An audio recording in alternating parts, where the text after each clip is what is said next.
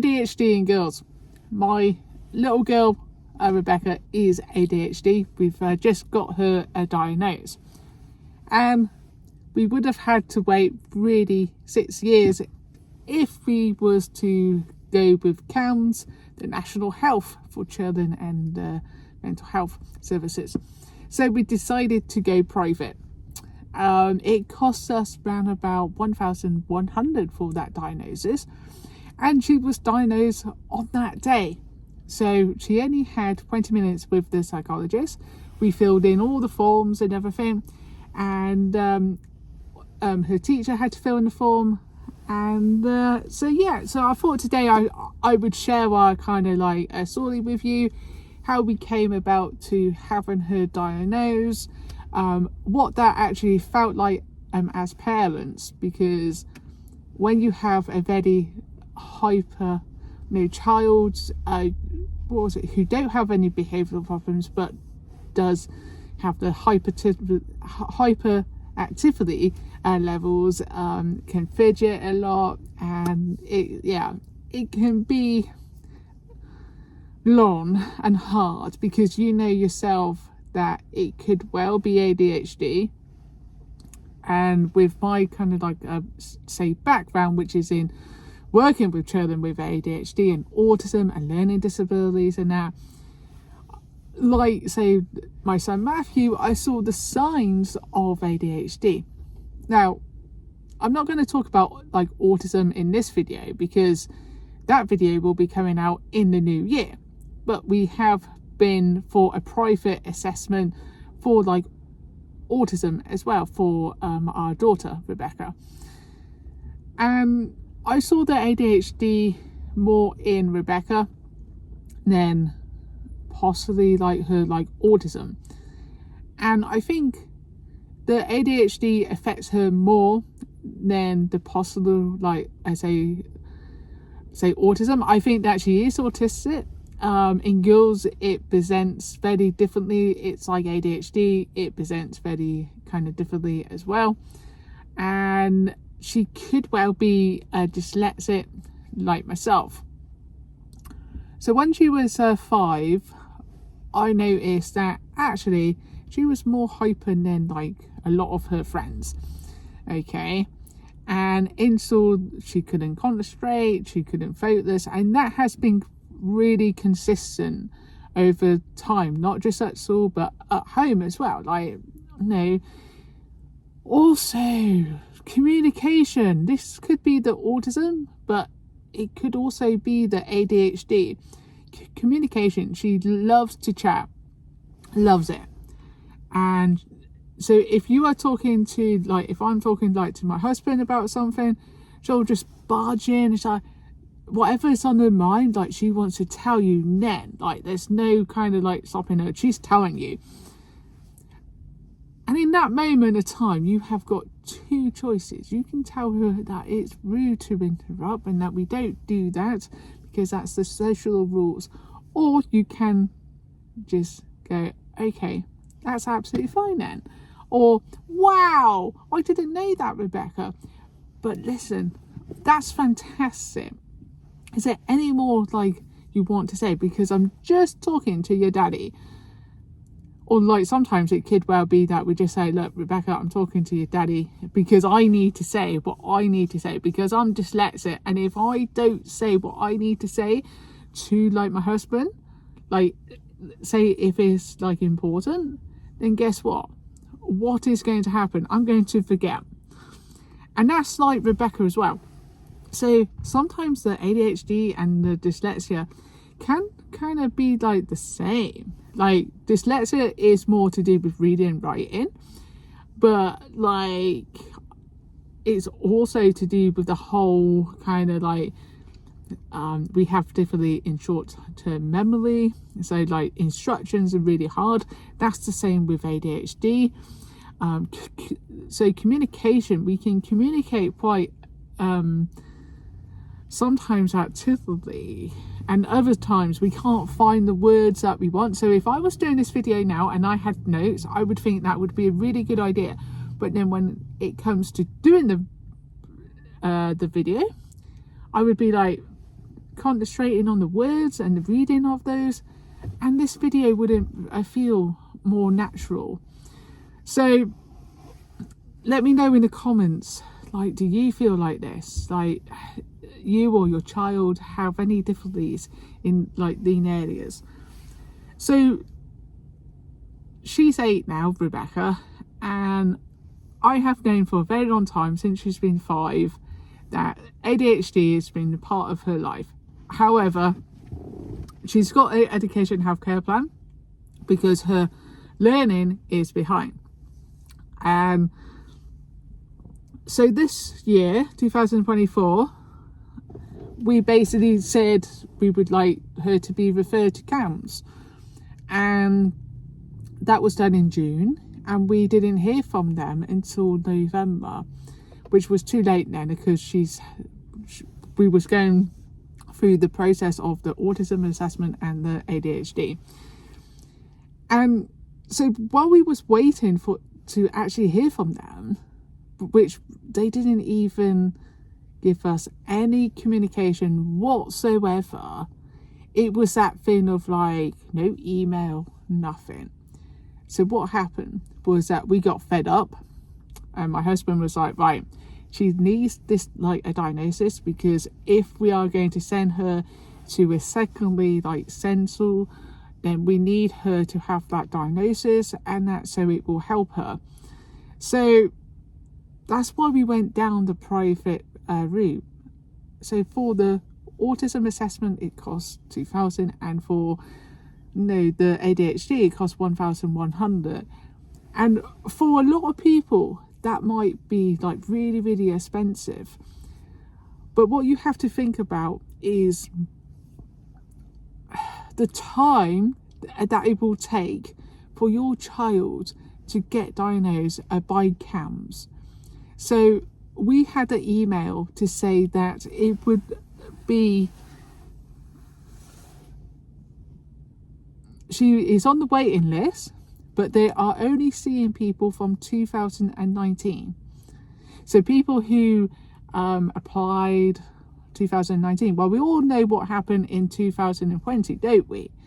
And that has a huge impact, like, on the whole, like, national health waiting list and that. And so everything is behind with, what was it, the whole kind of like, waiting list, waiting for appointments and that. So it's really, really important that we had to do something, because she's not, she is getting on at school, and she really, really likes it, but I do think that the learning, she's 1 or 2 years behind, at least 2 years behind. So she's in year 4 now, so she's working at a level of year 2. Now, the psychologist that we saw a few weeks back about her ADHD, we had a 2-hour chat. Part of that 2 hours was her seeing Rebecca on the webcam, and she could tell that Rebecca was like ADHD, and she said, yeah, I can see why you went for the autism assessment as well. And she asked Rebecca some questions, which was a very target to like her ADHD. So does she find it really hard to sit down for long periods of time? Does she find, like, concentrating on something that she doesn't want to do really hard, but she can concentrate on, say, maybe something that she does enjoy? So all of these questions. And while she was interviewing us and Rebecca, she was also watching her as well. So Rebecca will pick her fingers or her feet, and that she will fidget. So it was very apparent, what was it like to us, that she was doing this. And we kind of said, when Rebecca went, did you see her do this? And she said yes. So the psychologist said that she is like ADHD, she's got both types. And she said, I think that possibly the autism is there as well. And yes, what are you looking at? Do you know when people, what is it, you're in the car park and you're filming and it's like people are very much kind of like, whoa, what are you doing? Anyway, so getting back to my point, I do think that she could possibly be a dyslexic, and the psychologists actually said that there are certain kind of strategies that you can do with children with ADHD, and it's really important that we possibly look into the dyslexia, because if she has got dyslexia, then there's strategies for that as well. So that's the next route. Now, in order to get her diagnosed with dyslexia, we have to go through a process again with the school to say, we think that our child is dyslexic. Can you get a education psychologist or a specialist teacher who is qualified in dyslexia to assess her? And we was told by the psychologist that if they don't do this, then it may be worth going down the private route again, which we are happy to pay for. So yeah, watch out for that video, because I think it will be very interesting to see. Now, we will be getting the reports on the 8th of January, which is next year, so next week basically. And there will be another video about the autism, and I probably will talk again about the ADHD.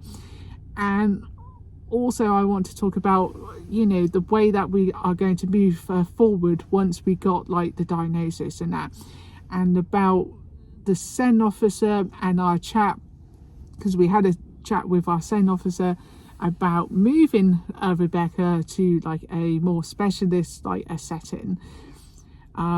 Because even though she's doing really well, socially and that, academically, that she is very behind her, and I do think that she could do so much more better.